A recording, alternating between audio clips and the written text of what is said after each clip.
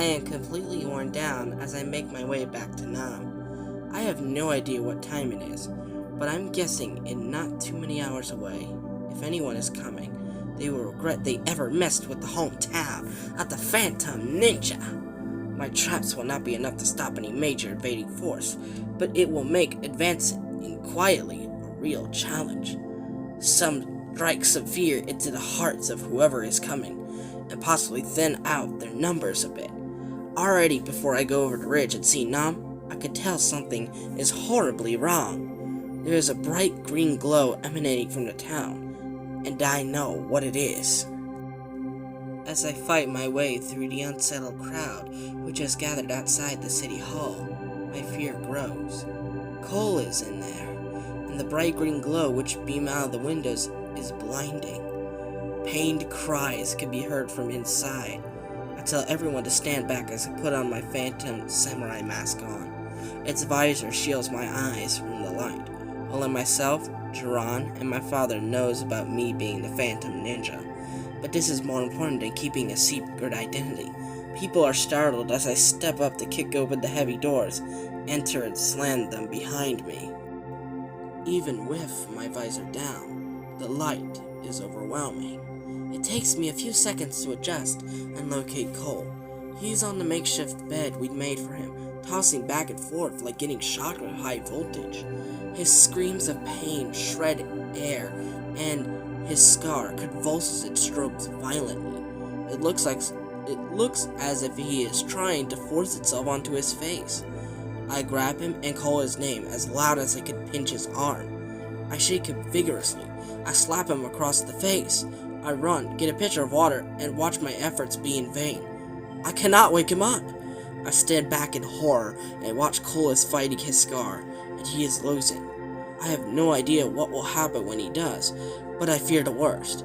I run outside and scream at everyone to get back in their houses, get back to safety. I am relieved to see they obey.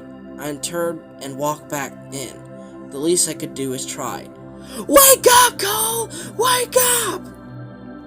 Wake up, Cole!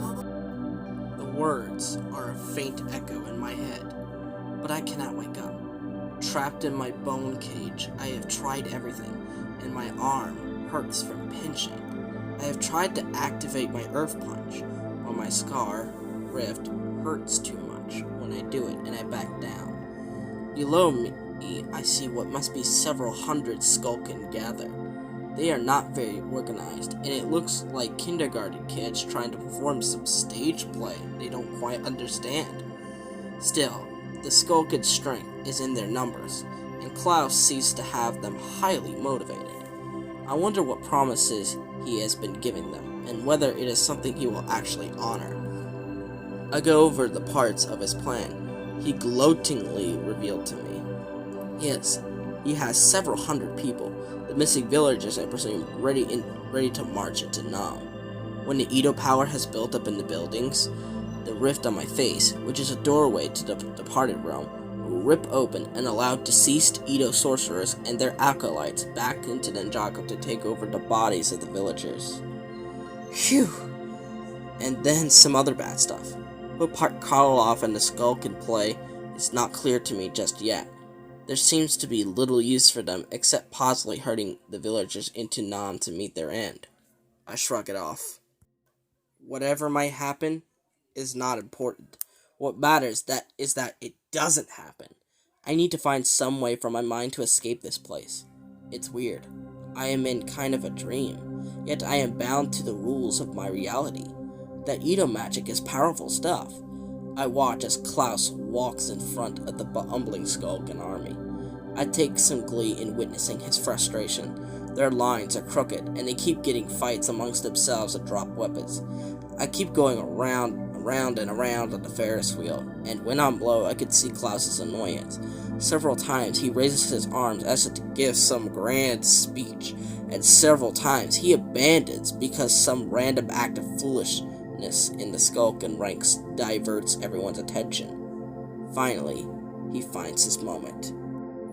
Disgraced warriors of the underworld, the time has come, and soon your torment will be at an end. In just a few hours, I will force open a gateway between the underworld and Ninjago, and you will make your victorious return and conquer Nam.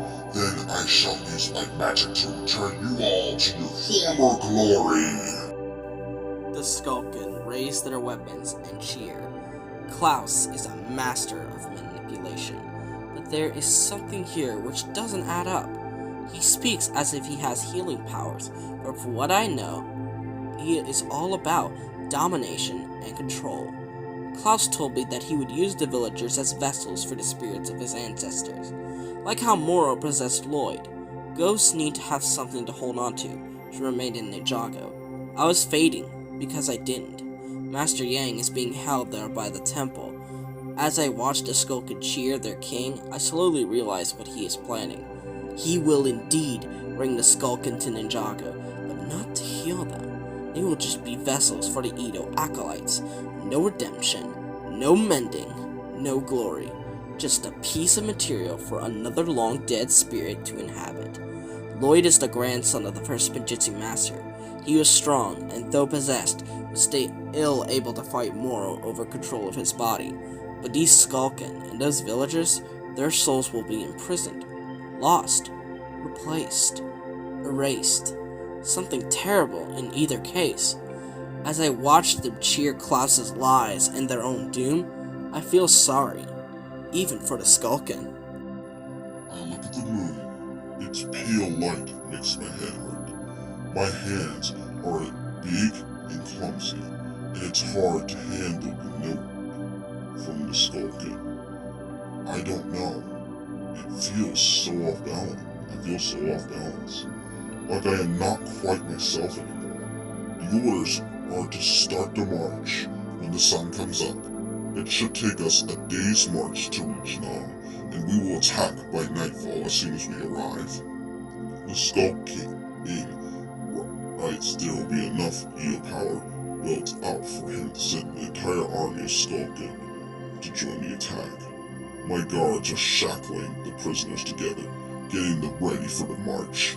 The more troublesome of them will remain in wheeled cages and be hauled off by furry-horned bovine. I don't know why we must bring the prisoners to Nam. The Skull King has not written any reason for that, and if I think too hard about it, my head just hurts. But I am the warden. It is my responsibility, and I will follow orders. We march at sunrise. Wake up! Cole is not responding to my calls. He convulses hard. I hold his body down. His scar glows brighter and brighter.